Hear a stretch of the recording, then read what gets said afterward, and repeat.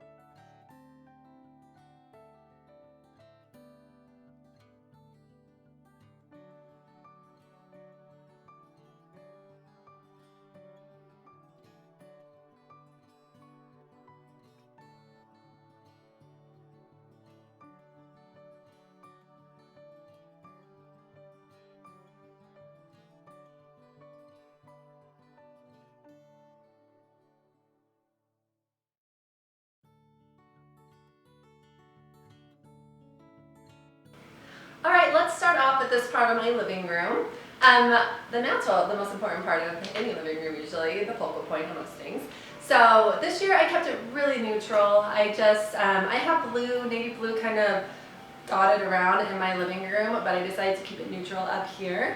I used the mainstays that I use pretty much in all my decor, which are candlesticks, corbels, and books. And so as you can see, these ones actually have stayed here for the majority of the year. I just changed these all up. These candlesticks are both from Hobby Lobby. This cathedral window is new from Kirkland's. I changed that out for my white one that I had previously for a while now up there. And so this one I kind of like how it just pops off a bit more. And then I added these pumpkins. These are little cute tiny velvet pumpkins that are from Hobby Lobby. They came in a little bag with other green ones and pine cones. So if you want to look for those are really fun. And then of course just the normal pumpkins that you could find at Michael's or Hobby Lobby or most craft stores. And then I added the faux wheat, I believe this is, along my birch stick or log. I hung this birch piece up last year, and I just loved how it broke up the orangeness of my mantle and added a lot more character, and I'm able to hang things off of it more. It's like kind of like an extension of my mantle, so it's kind of nice because when you hang things on it, it looks, I don't know, it gives it a lot more character. So there is my mantle for you. Down here you can probably barely see, but you'll be able to see in the pictures. I have a little stool that has some books and pumpkin and also the faux wheat. The faux wheat kind of felt sparse, so I added some sprigs of white flowers in it, and then the pumpkins cascade onto the floor right there. Now as for my bookshelves on both sides, I didn't do anything. I kept this pretty much my normal decor on this side. I was going to add some pumpkins to it, but I felt like it was pumpkin overload already over here, so I kind of just kept it the same as it normally is. Then on this side, I also kept it the same as I normally have it too, with all of the wood stacked up here. Doesn't matter that I have a electric fireplace. It's just kind of cool to have that look. And plus, when I had it filled with decor, it felt really, really busy to me, and there wasn't like a place for I rest. So I really liked having this here, and this has been here for a few years, and I just kept it because I like it. Why not, right? If you like it, just leave it. So anyway, here's this part of my living room. We will go on and I will talk about the other parts now. All right.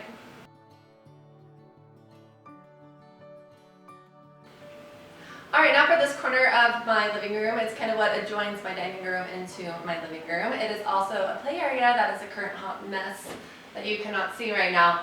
But I like to decorate on top of here. This is their little storage area that has little bins and stuff in it. It's a faux apothecary cabinet that I made years ago.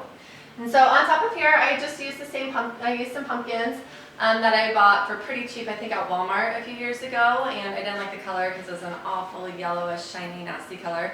And so I painted it with chalk paint. That was another tip I gave in the dining room tour. When you paint these type of pumpkins, save yourself some sanity and use chalk paint because you don't have to use as many layers, and it's just a lot easier for some reason. The color doesn't bleed through, and anyway. So I painted these with that. I brought in the neutralness of my mantle in my living room over here using the same faux wheat and the book idea and kind of like the corbel with the candlesticks and window up there. I also brought in the terracotta pot for my dining room, so it kind of blended in with just having a little extra height and character, I guess, over here to this pumpkin. So this corbel, as I mentioned in the other video, I bought at a cute little store around here that I was looking at, and it's really super easy to make. So I'm going to have a tutorial on how to make this coming soon, so make sure you check my blog, thriftyandchic.com, for that. I will try to do a video on how to do it, but we'll see if that happens. So there's that little section right here. On this farmhouse clock I made years ago, I will link that in the description below too. Okay, so now as for my pillows, I kept it the same as my summer tour. So these are from Amazon. These are Euro pillows. I didn't like the beigeness on my couch, and so like years ago, I started using these big Euro pillows. Yeah, I have a ton of pillows on the couch, and you have to move them out of the way when you sit down, but oh well. And then these pillows right here, they're like a faux leather, a half faux leather. But those I hand painted, and so I will actually link that too in the description below. These are the little blue pillows that, like, it's not quite navy, maybe it's a little navy with white in it, but I kind of like the pops of that along with my Moroccan ottoman and stuff that's out of the view right now. And so, and I also have these blue ones right here. These are from Home Goods, and this cute little pillow right here is from Kirkland's. Alright, up next is this little section of my room, my coffee table. This is probably the #1 question that I ever see asked is, what do you put on your coffee table? So my coffee table is obviously not a coffee table, it's an ottoman, but I make a hard surface on it to act as a coffee table with this humongous tray. I got this humongous tray from Home Goods a while back. I've seen some similar in size, maybe a little different in characteristics and stuff at Home Goods. So if you're looking for a huge tray, there is some there, or you can make one yourself. I actually just posted a noodle board or a tray tutorial, and so I'll link that below that you guys could just follow that. Super simple, super easy. I just used scrapped wood, so it was super cheap. So besides that, let's talk about the decor on here. I of course have a little space for remotes, drinks, whatever. We don't really drink or have food in here, just because I'm afraid of all my white getting ruined, and so that's kind of a rule to not have anything in here, but my husband gets away with putting drinks down on here.